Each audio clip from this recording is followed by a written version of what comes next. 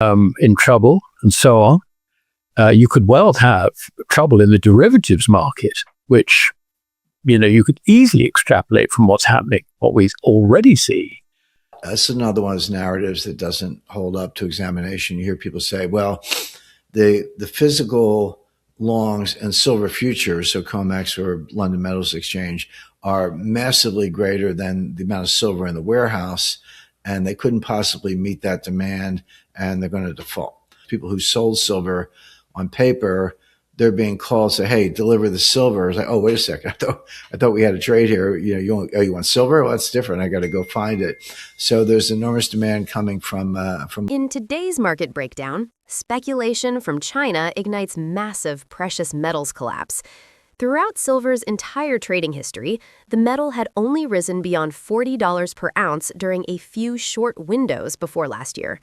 This Friday, traders sat stunned as they witnessed the white metal lose that entire value in under 20 hours. For several weeks now, market participants in the metal sector have been working through the night monitoring their screens as commodities from gold to copper to tin appeared to ignore traditional supply and demand dynamics, pushed skyward by waves of speculative capital pouring in from China. The frenzy had traders questioning whether fundamental analysis even mattered anymore, as prices climbed to seemingly irrational levels. Then, within mere hours, this explosive rally flipped into what became one of the most catastrophic sell-offs commodity markets have ever witnessed.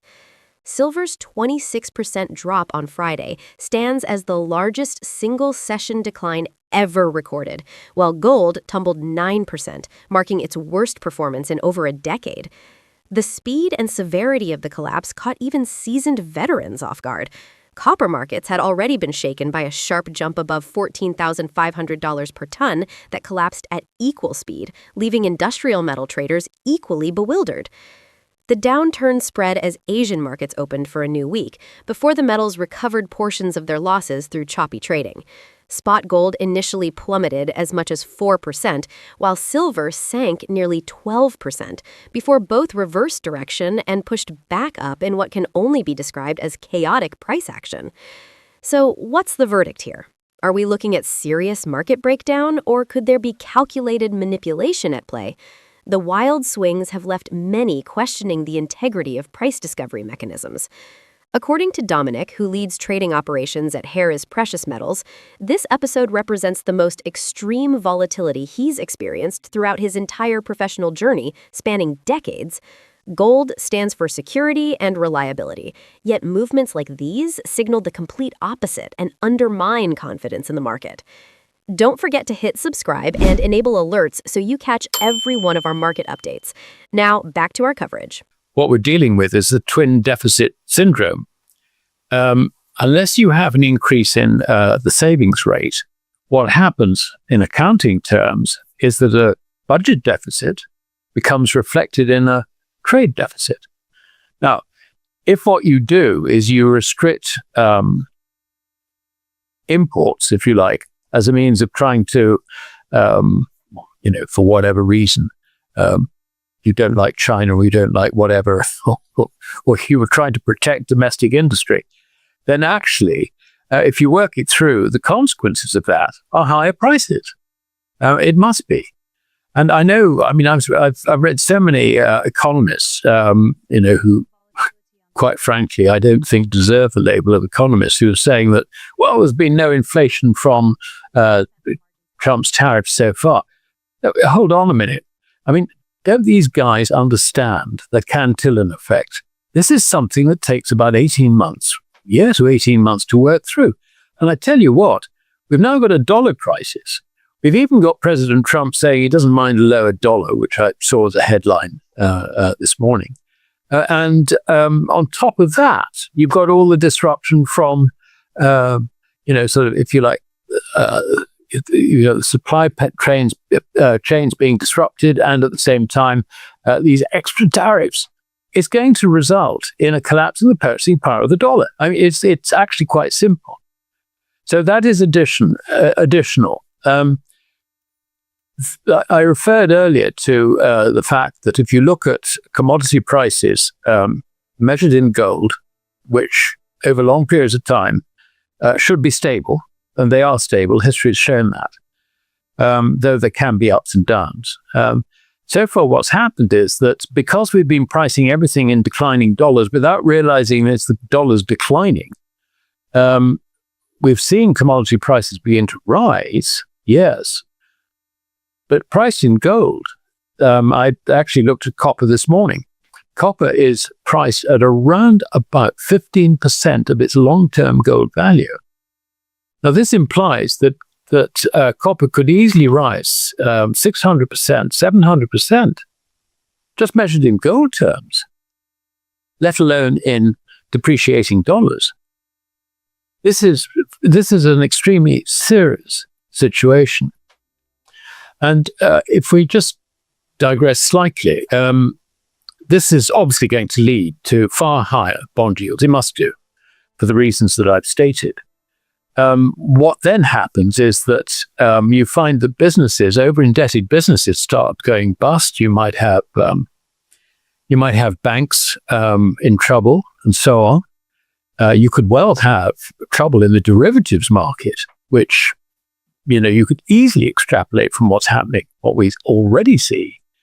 Now, under those circumstances, the authorities in America, to wit the Treasury and the Fed, have one simple duty, and that is to stop the whole system falling over. So what are they going to do? They're going to print. I mean, the budget deficit that we see today, which looks like it's working out about $2.5 trillion, is going to be more than that by a huge number potentially. So that's the sort of background. Now let's just look at silver for a moment.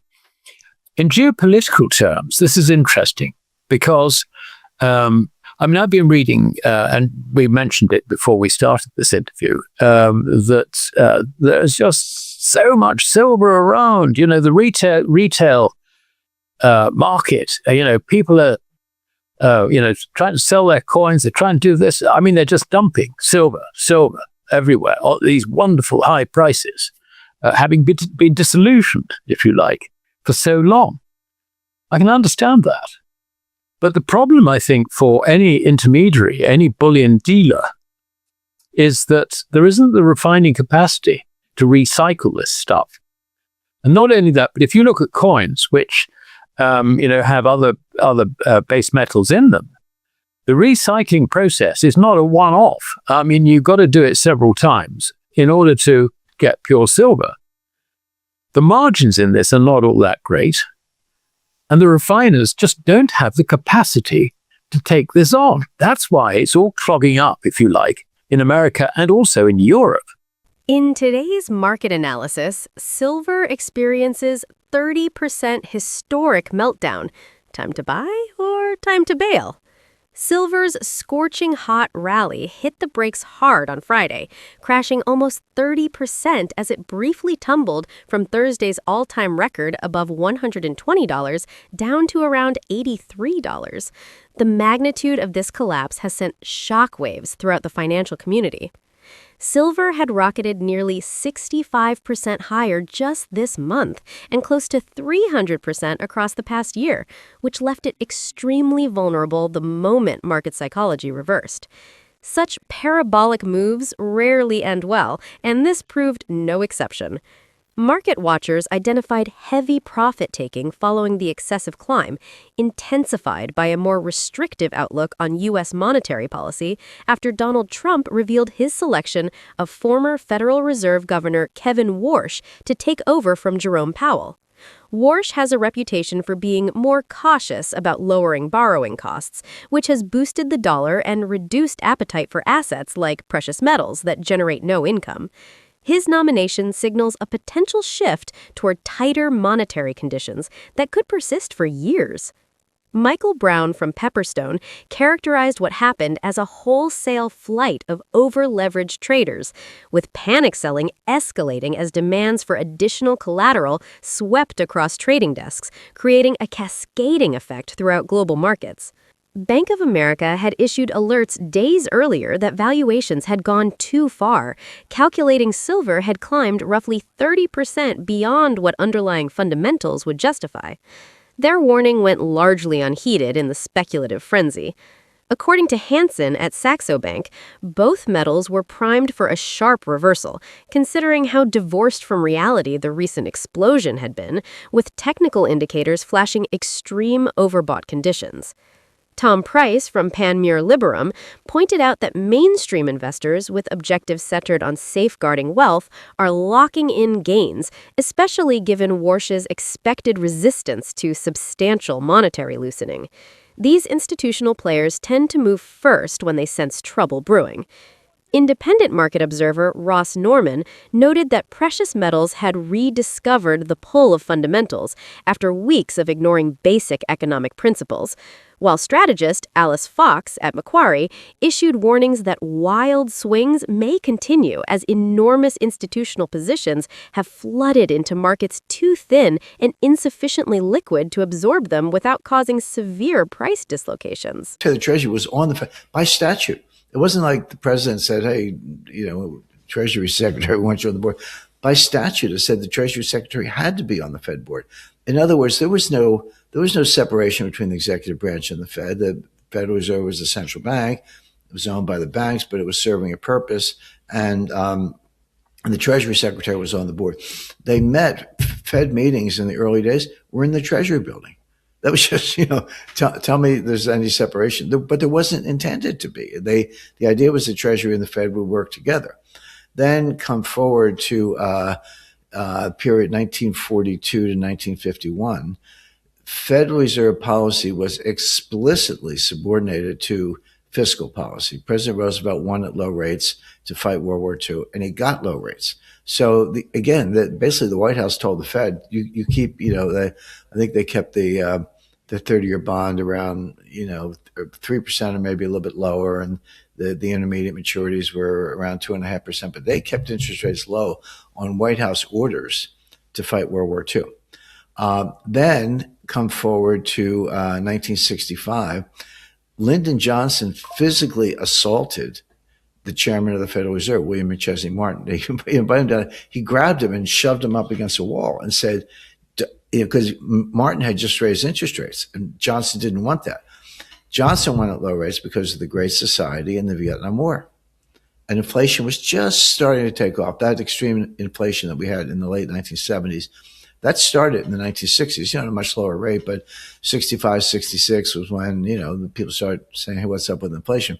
But Johnson physically assaulted the man. So show me the independence. And then in 1972, Arthur Burns, who was chair of the Fed, lowered interest rates to help Nixon's reelection, which worked because Nixon got reelected. He had other problems later on, but Nixon got reelected in 1972, one of the greatest landslides in U.S. history, in his favor. But Burns had lowered interest rates to let that happen. I'm not saying there were not consequences. There were, but I just gave you 4 examples where, again, Fed independence is a joke. Now, recently, in the last 20 years or so, this independence thing has become a mantra. But think about it. If you had the only printing press in town, wouldn't you tell everyone else to get lost? I mean, of course, the Fed's going to say we're independent, because the truth is the Fed works with the White House when they feel like it, and they fight the White House when they don't like the president. Powell doesn't like Trump, so they're fighting. But the notion that somehow central banks are off limit is nonsense. It's a myth. It's another one of these narratives that they push out there, and it's just not true. You have to kind of know the history and see the reality behind it. Having said that, what Powell did was sort of vindictive, but meaningless, because, as I mentioned, market rates are going lower. Now, back to Trump. We said Trump wants lower interest rates. He does. But there's an old saying, proverb, be careful what you wish for. Because Trump's going to get lower interest rates. I see the 10-year note going down, yield to maturity on the 10-year note going down from 4.25 to, 2.5 in the not too distant future. I think we could see 4-week Treasury bills going down to 1% or 1.25 again in the not too distant future. Interest rates are going to come down a lot, but they're not stimulus. That's another narrative. Now, cutting interest rates is stimulus. It's not. Low interest rates are associated with recession and depression. The longest sustained period of very low interest rates in U.S. history was during the Great Depression. There's no stimulus.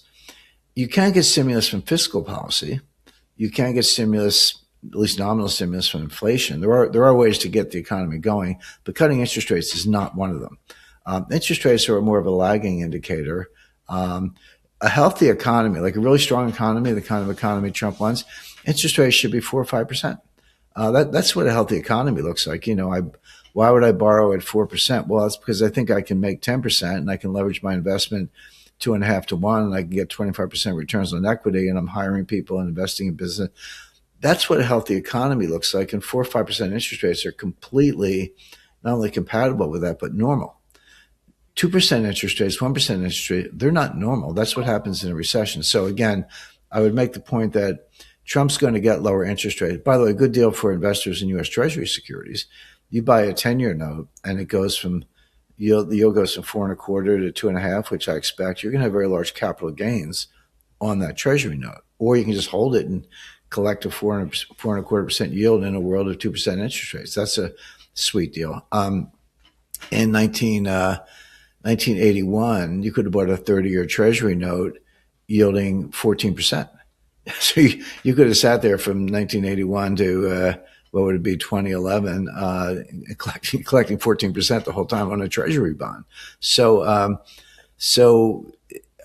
yields are coming down. Trump's going to get what he wants, but he's not going to be happy about it because it's going to be a sign of recession. And Powell's kind of irrelevant. He's out in May anyway. We'll see what happens with the criminal investigation. But this whole thing of independence is just another one of these false narratives. That wraps up today's coverage of this historic market event. If you want to stay ahead of major market moves like this, hit that subscribe button and enable notifications so you catch all our daily updates. Drop a comment below with your thoughts on whether this is a buying opportunity or a warning signal. See you in the next recap.